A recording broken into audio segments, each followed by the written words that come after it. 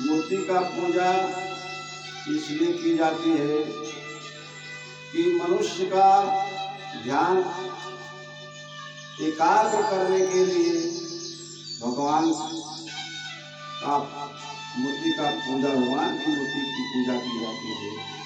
क्योंकि मन जो है बहुत चंचल है, यह मन बहुत चंचल है, इधर उधर भागता फिरता है, मन स्थिर नहीं होता है।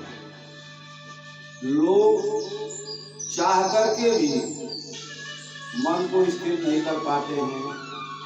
तो इसलिए मूर्ति का पूजा बताया गया कि मूर्ति का पूजा ध्यान करने से मन स्थिर होता है। जो प्राणी मूर्ति को ध्यान से देखता है और भगवान का स्तुति वंदना करता है तो मन एकाग्र होता है, मन रुकता है। जब मन रुकता है तभी भगवान प्राप्त होते हैं। जब तन थिर, मन थिर, वचन थिर, सूरत नियत थिर, जब ये स्थिर हो जाती हैं तो भगवान का दर्शन तभी होता है। जब ये स्थिर नहीं होगी तो भगवान का दर्शन प्राप्त नहीं होता है।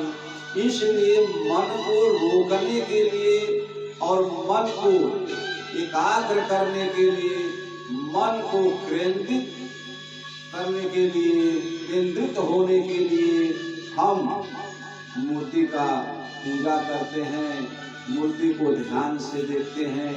देखने से तब वो प्रभु कृपा होती है, मन शांत होता है, मन एकाग्र होता है, तो भगवान का दर्शन तभी होता है। इसलिए मूर्ति का पूजा अनिवार्य किया गया। बिना मूर्ति की पूजा से भगवान प्राप्त नहीं होते हैं। जैसे महाभारत में द्रोणाचार्य गुरु थे, द्रोणाचार्य को एकलव्य ने द्रोणाचार्य से बाल विद्या सीखना चाहा।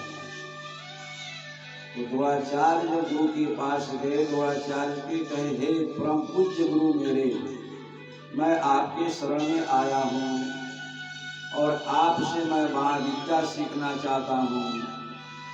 तो द्रोणाचार्य गुरु जी ने ये स्वीकार नहीं की, उनको अनुमति नहीं दी।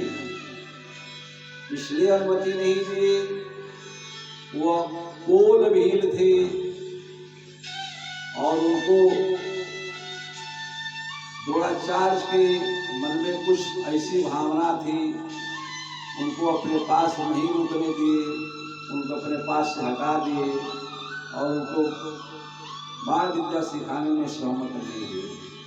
एकलव्य ने सोचा कि मैं कहाँ जाऊँ, किसके पास जाऊँ, बिना द्रोणाचार्य के बाल विद्या प्राप्त नहीं होगी। वहाँ अनुमति न पा करके इधर उधर घूमने फिरने लगा। तो विचार बनाया, उसके मन में यही आया कि मैं चल करके जंगल में गुरु जी का एक प्रतिमा बनाऊं, प्रतिमा या उनकी मूर्ति बनाऊं और चल करके वहाँ मूर्ति से मैं, गुरु जी की मूर्ति से मैं पढ़ूं। तो एकलव्य ने यही किया, जंगल में जा करके एक मिट्टी का एक प्रतिमा बनाया और वो प्रतिमा से बैठ करके प्रतिमा से ध्यान करता है, प्रतिमा को भजन करता है, अपना मन एकाग्र करता है, मन को रोकता है, मन को केंद्रित करता है। केंद्रित करके द्रोणाचार्य गुरु से सन्मुख बैठता है। तो सन्मुख प्रभु के सामने बैठता है गुरु के, और अपना नेत्र और गुरु जी के नेत्र एक में मिलाता है। इसे कहा गया सन्मुख मोहि जीव मोहि जबहि, जन्म कोटि अघनासहि,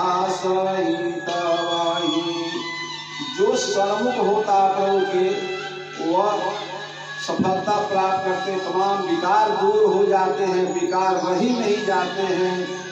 वह मन निर्मल होता है। जब प्रभु के सन्मुख जीव जाता है तो मन निर्मल होता है। जब मन निर्मल हो जाएगा, मन एकाग्र हो जाएगा तो भगवान का दर्शन होता है।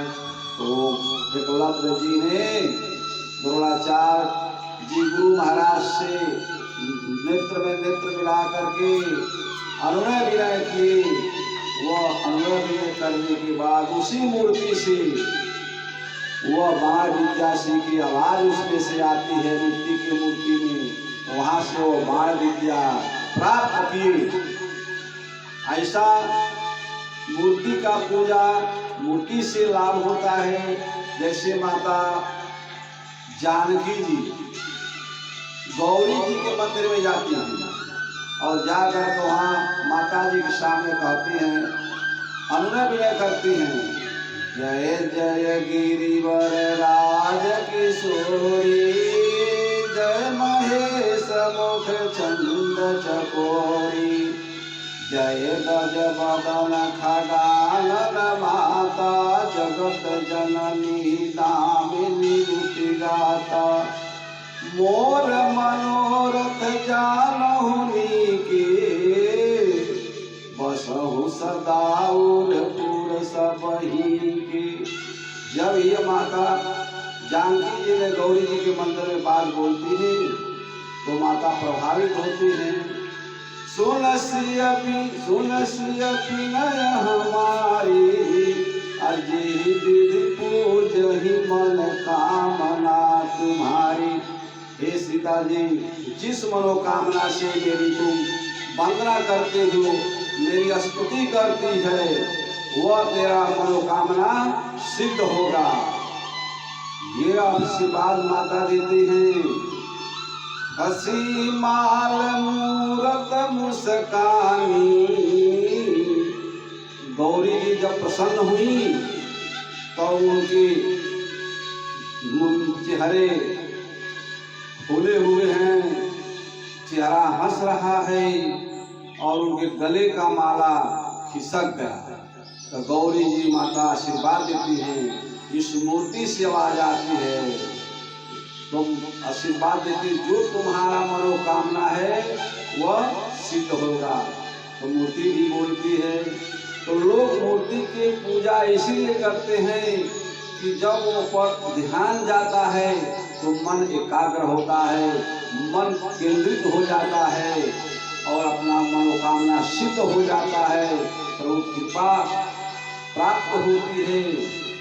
मूर्ति का पूजा करने का यही कारण है और यही इससे लाभ होता है।